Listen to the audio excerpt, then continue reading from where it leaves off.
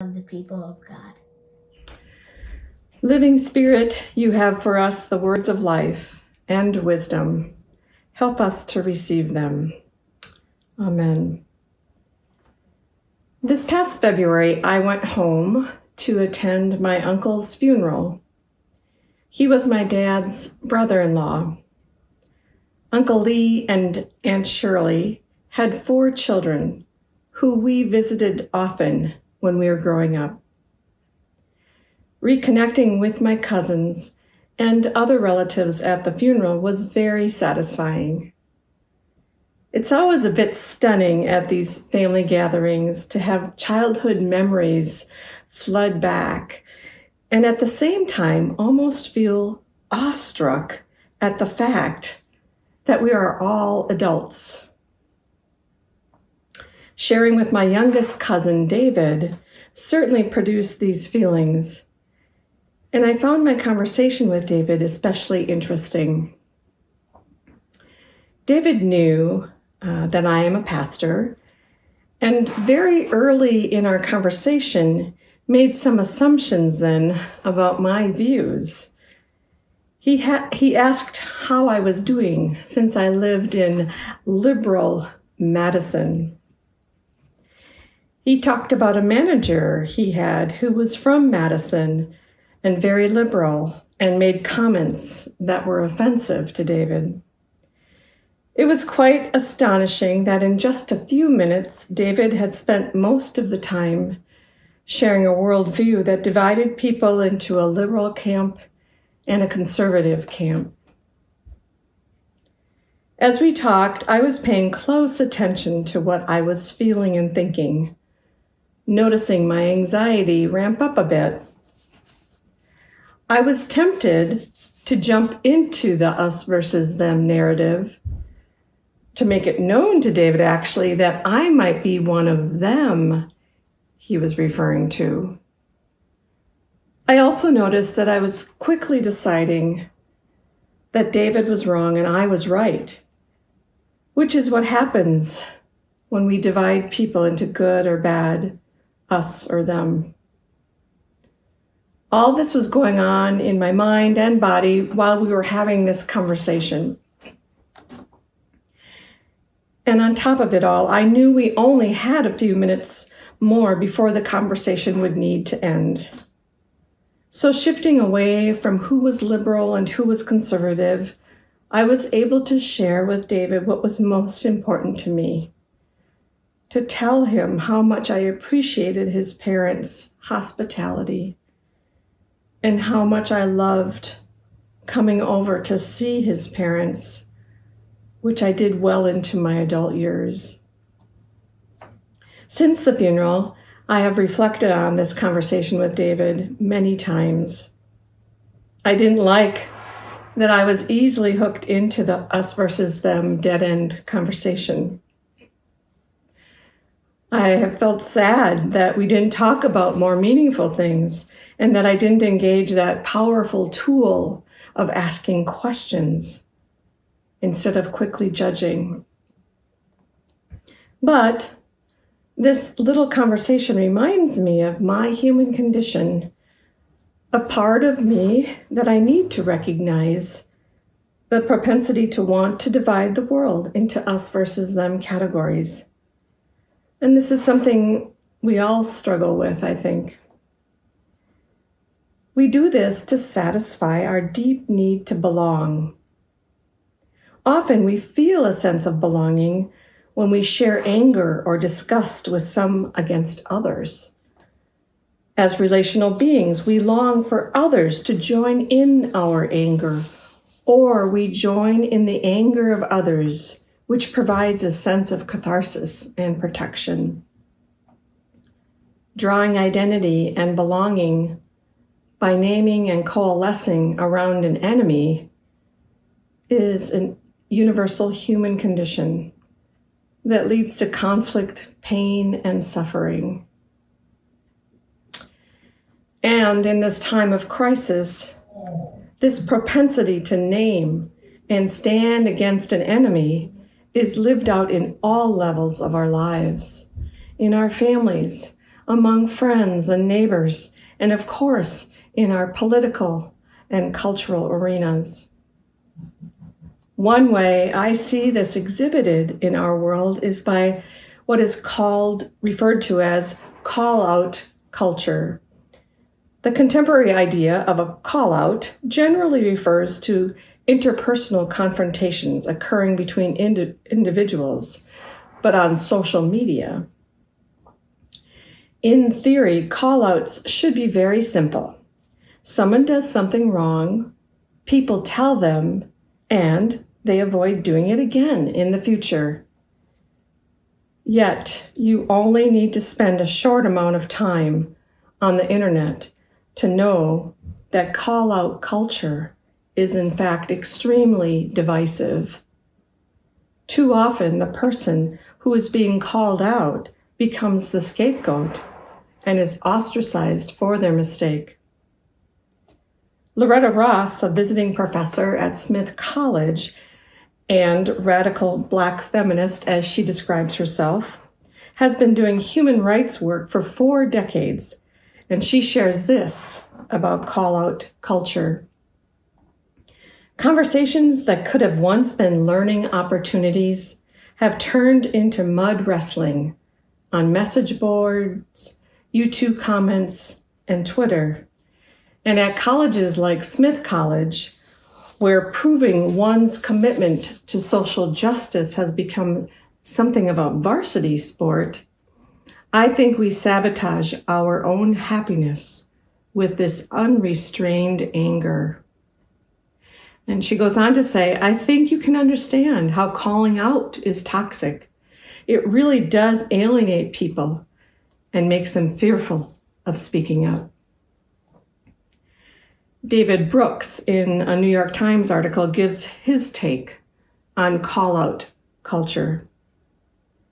You also see how once you adopt a binary tribal mentality, us, them, punk, non-punk, victim, abuser, you've immediately depersonalized everything.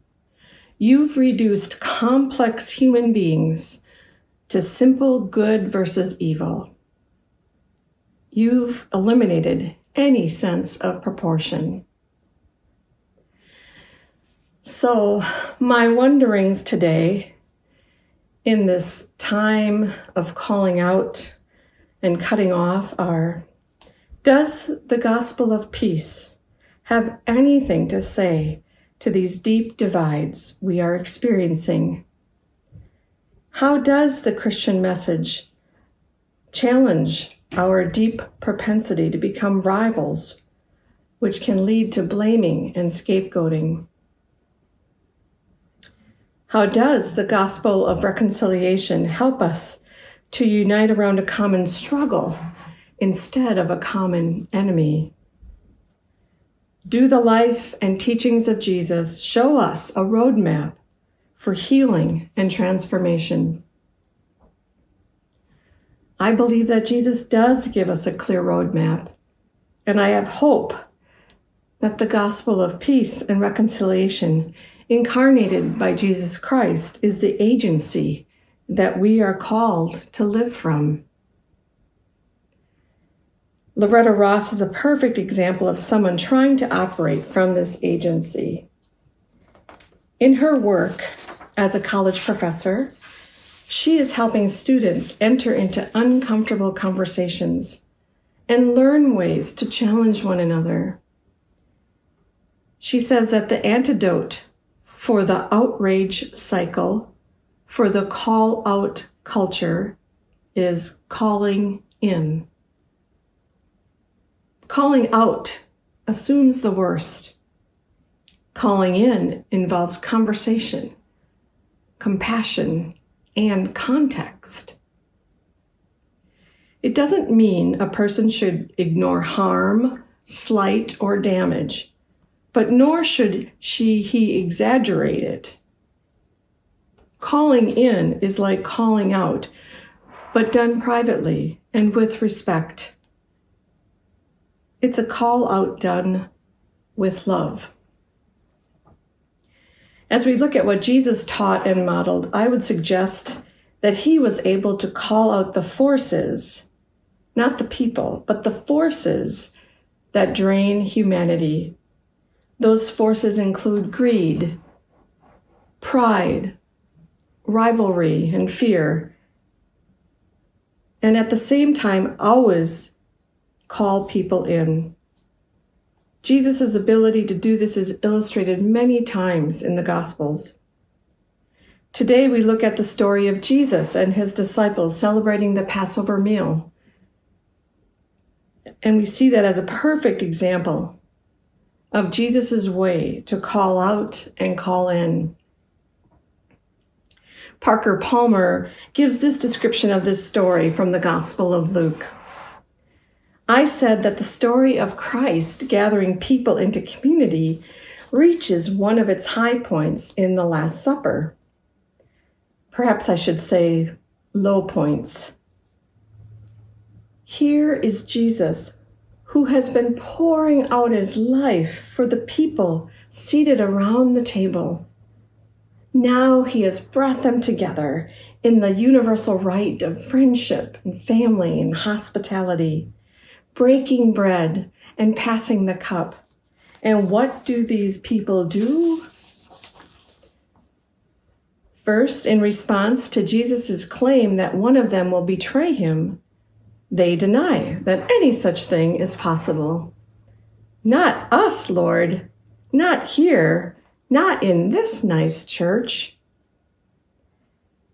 Having taken care of that little matter, they move right along to an argument about who is the greatest among them.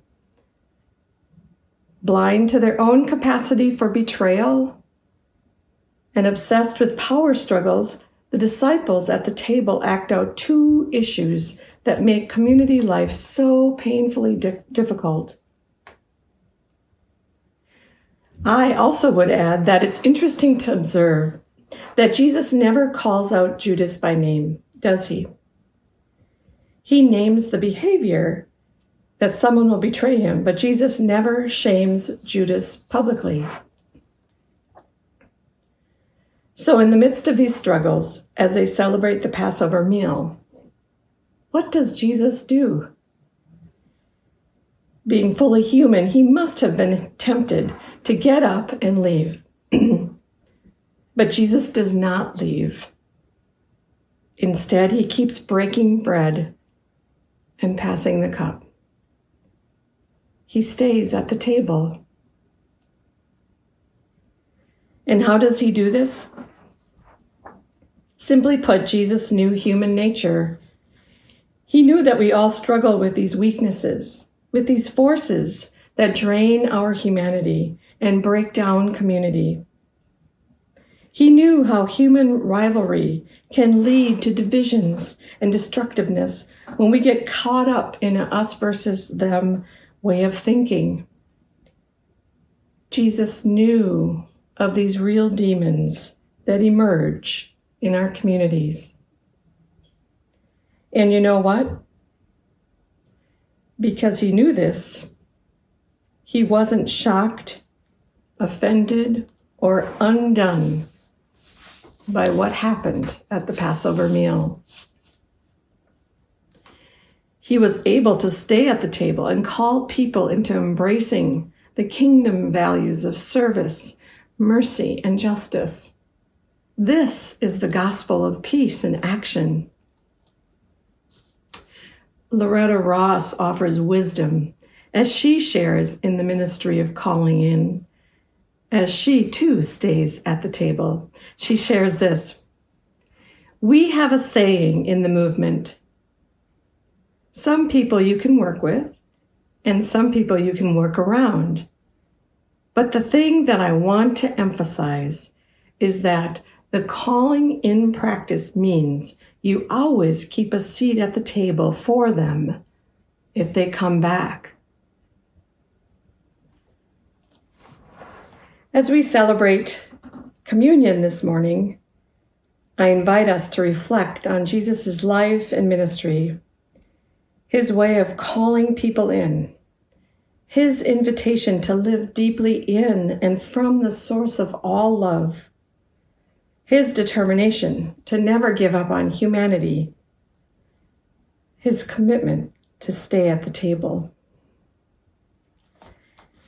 For my communion bread this morning, I have chosen a German bread, Stollen.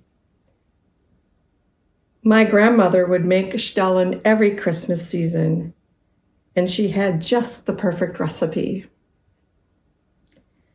I haven't carried on the tradition too much of baking Stollen, but I continue to enjoy eating it, and I get my Stollen from Clausen's Bakery. So I invite you to take bread or whatever element you have gathered and take communion with me. So we take the bread of life and we ask God to bless it. And now eat it. And we remember Jesus' teachings and his calling us all in.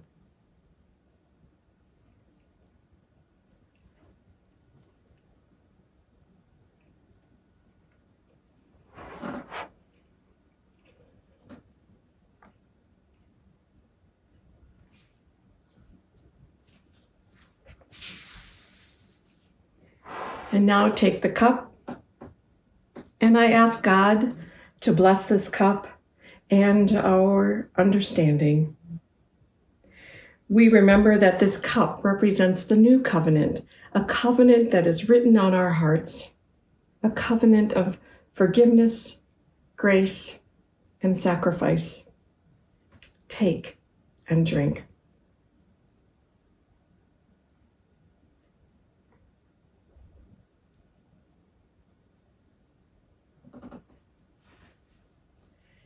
Eat, drink,